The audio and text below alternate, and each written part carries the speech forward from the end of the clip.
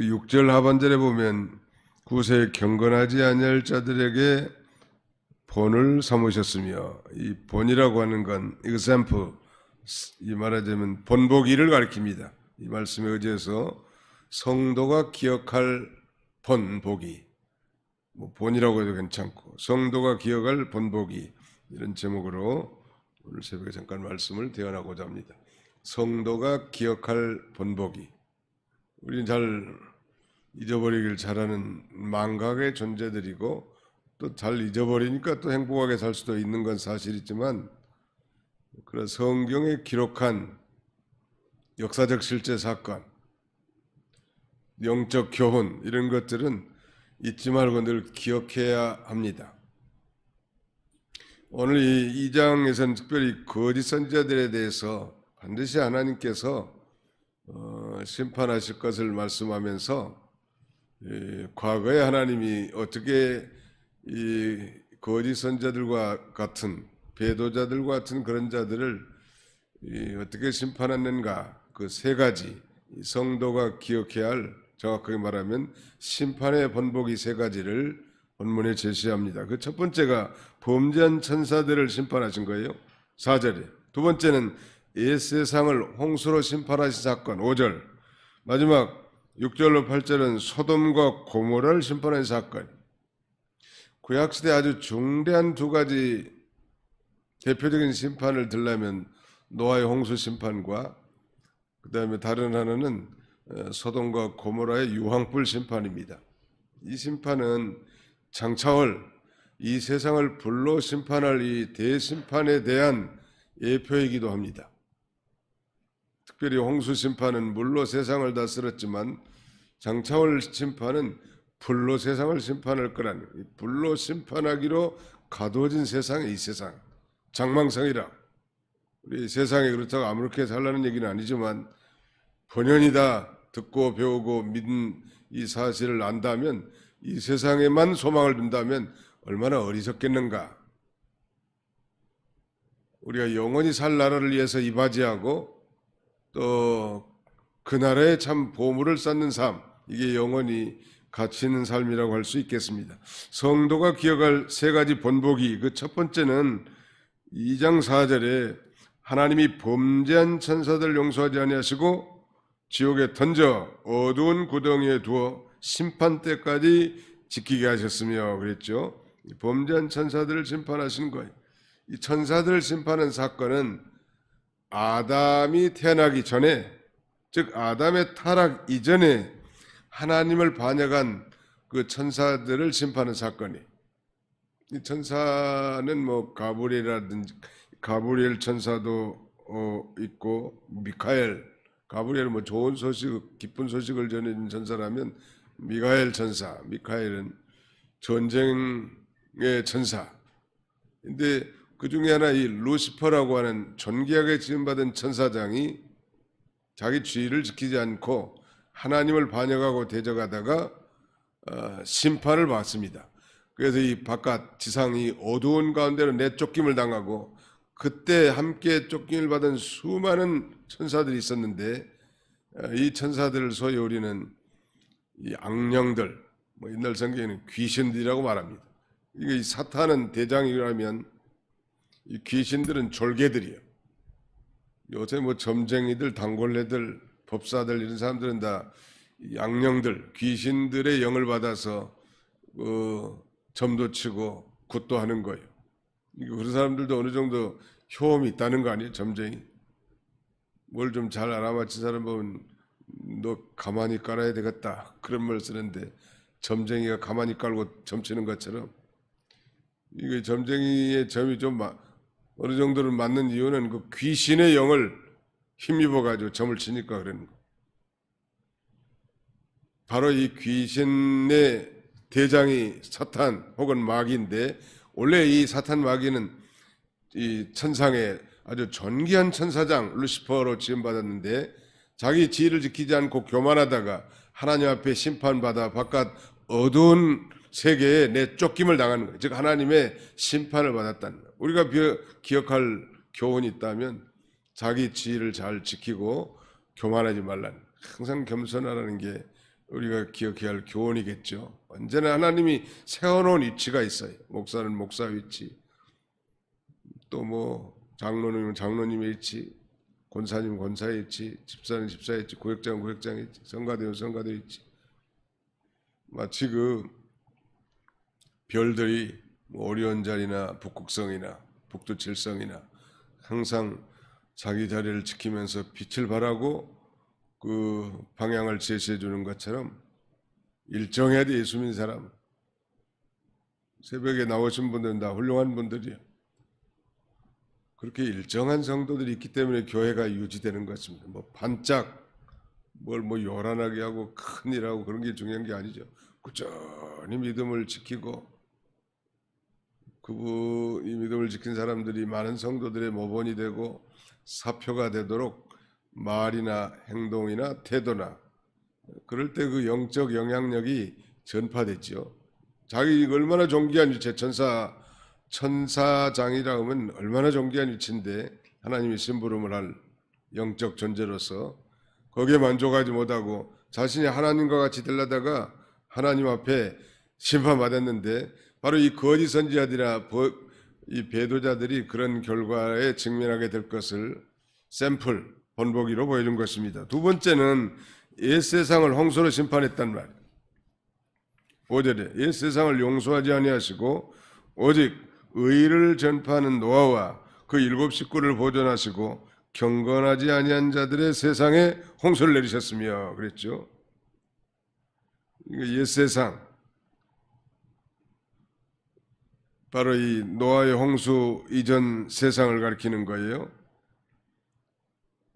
이 노아 식구를 제한 당시의 모든 세상이 아주 죄로 가득 찬 세상이었다는 거. 그러니까 노아 당시에는 얼마나 죄가 가득 찼을까? 오늘 이 시대는 과연 어떠한가? 최근에 유명한 연예인 한 사람이 자살로 생을 마감한 사람이 있는데 자세히는 잘 모르지만 얼핏 들으니까 무슨 뭐 섹스, 마약, 불륜 이런 것의 복합물이요.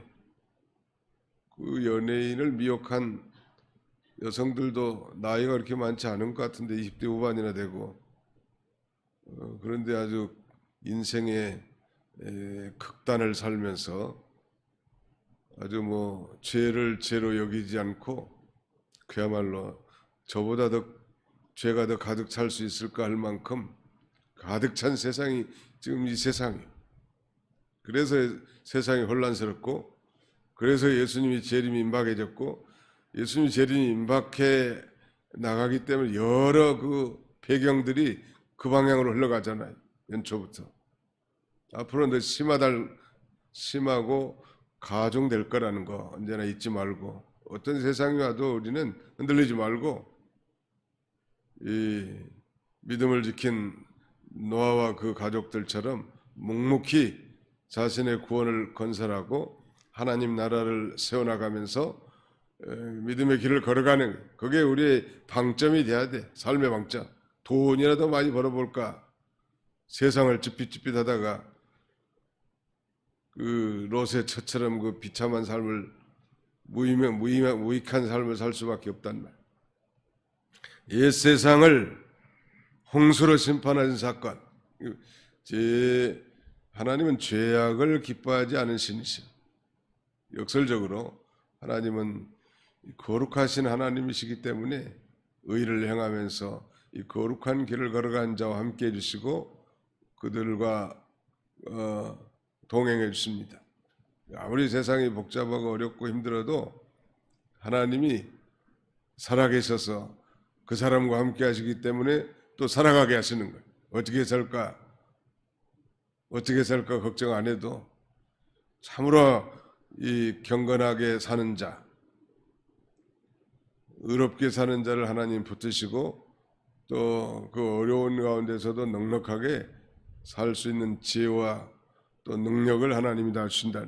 믿으시면 아멘 합시다. 네, 그런 확신이 있어야 돼. 어떻게 살까 뭐 걱정할 필요 없다.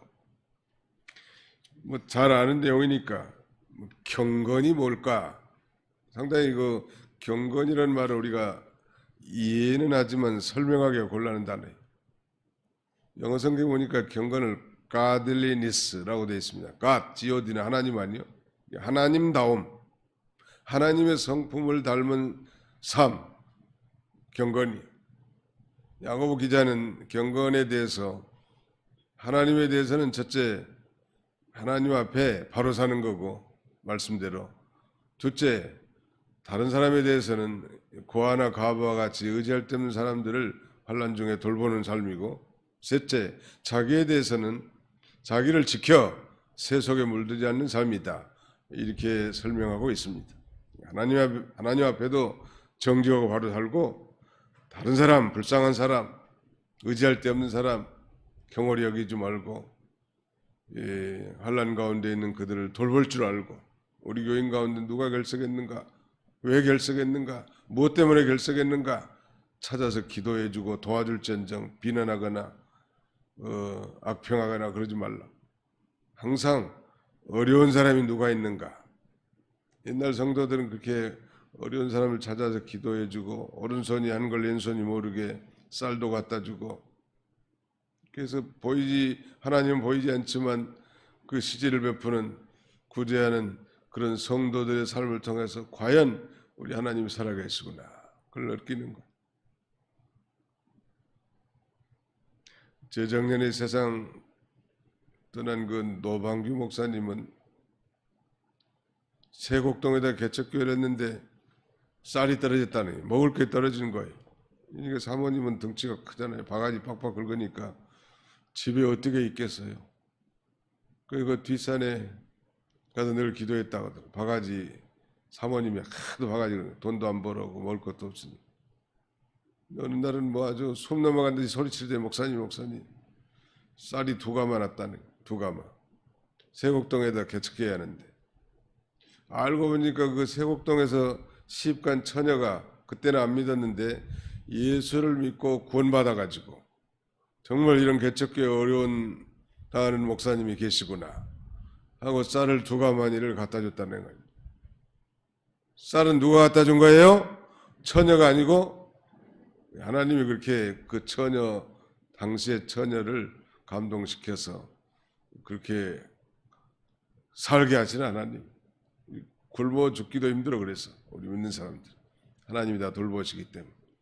까마귀도 돌보시는데 당신의 형상을 따라 당신에게 영광을 돌릴 존귀한 하나님의 백성을 공격했냐면, 중요한 것은 믿음이요. 아무튼 믿음으로만 살면 살 길이 열린다는 거.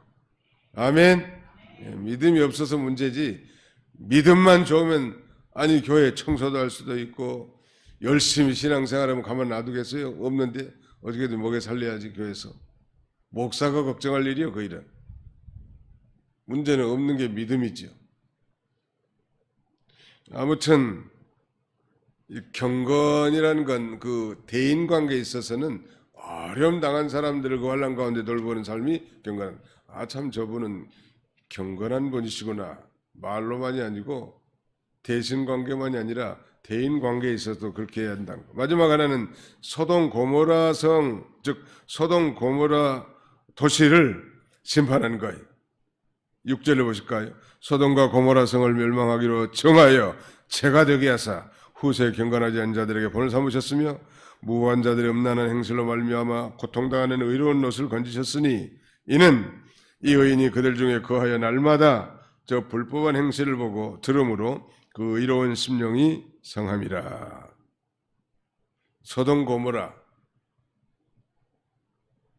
아주 그 변태적인 성욕이 가득 찬, 음란한 행실이 가득 찬 도시, 아주 동성 연애의 대명사 이 소돔 고모라, 그 경건치 않음을 하나님이 심판하셨는데, 하늘에서 유황불을 쏟아 부어가지고 다 심판했는데, 여기 본문에 보니까 소돔과 고모라 성을 멸망하기로 정해서 본을 삼았는데 재가 되겠다니, 마치 화산이 터져서 뽐페 예체호처럼 온 도시를 다 덮어버렸는데, 여기는 화산이 터진 게 아니고 하나님이 유황불로 심판해버린 거예요.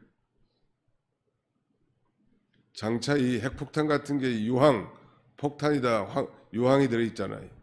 화약, 이 죄악이 가득 찬 도성도 하나님 반드시 심판할 거라. 그 본보기로 구약시대에 창세기 19장에 나온 이 소돔 고모라 성을 심판하셨는데, 반면에 의로운 롯은 건졌다. 우리가 일반적으로 롯을 생각하면 아브라함은 아주 믿음의 대명사고, 반면에 롯은 그의 조카인데 좀 세속적인 신자, 이렇게 이미지가 잡혀 있는데, 베드로 사도는 그를 의로운 롯이라고 표현했습니다. 왜 그랬을까? 아마 이거 법정적인 의보다는 상대적으로 좀 소돔 고모라 그 인근의 도시 사람들보다는 하나님을 경외하는 삼촌 아브라함에게 배운 그 신앙이 있기 때문에 비교적 의롭게 살지 않았겠는가. 또 지혜서라고 하는 이 외경에도 그렇게 기록이 되어 있습니다. 베드로는 아마 그 외경의 영향을 좀 받았을 수도 있겠죠. 기록하면서. 아무튼 하나님이 악인을 심판하는 가운데 의인을 건져냈다는 사실을 우리가 잊지 않아야 되고요. 8절에 보니까 이는 그 이유를 가리킵니다. 이 의인이 롯이 그들 중에 거하여 날마다 저 불법한 행실을 보고 들음으로 그 의로운 심령이 상함이라. 의를 사랑하고 기여기는 자는 불법의 일을 볼 때 심령이 상하단 말. 언제나. 지금보다도 30년 전, 적어도 여기 앉아 계신 분들은 30년 전에 이만큼 타락했을까? 그러진 않았잖아요. 또 그 이전에 한 50년 전에 이만큼 불법이 성했을까? 그런 정도는 아니에요. 적어도 도덕적, 윤리적 관점에서. 지금은 이제 막장 드라마 아니에요, 세상이. 교회만 있으니까 잘 모를 수 있지만 그런 세상이 됐습니다. 이것은 곧 반드시 하나님께서도 이 세상을 말씀하신 대로 불로 세상을 심판할 때가 점점 가까웠음을 우리에게 예표해주는 것입니다. 성도가 기억해야 할 세 가지 그 심판의 번복이, 그렇다고 공포심 가운데 살라는 얘기는 더욱 아니고, 더 하나님의 사람답게 경건하고 의롭고 또 하나님이 기뻐하신 일을 수행하는 그런 삶을 살도록 교훈한 것입니다. 이런 복된 성도들이 다 되시기를 주님의 이름으로 축원합니다. 거룩하신 하나님 감사합니다.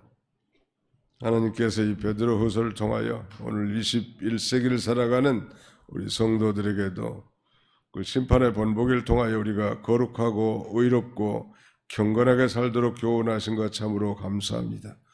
이 세상에 죄가 가득 찼고 죄가 차면 반드시 하늘이 심판할 거라고 이 세상 사람들도 다 깨달은 일반적인 진리인데, 예수 믿고 구원받아 하나님의 성령을 받은 우리가 이제 말이나 행실이나 삶 가운데 이 세상 사람들의 본이 되게 해주시고 우리 하나님 앞에 영광이 되는 삶을 살아가는 우리 모두가 다 되게 하여 주시옵소서.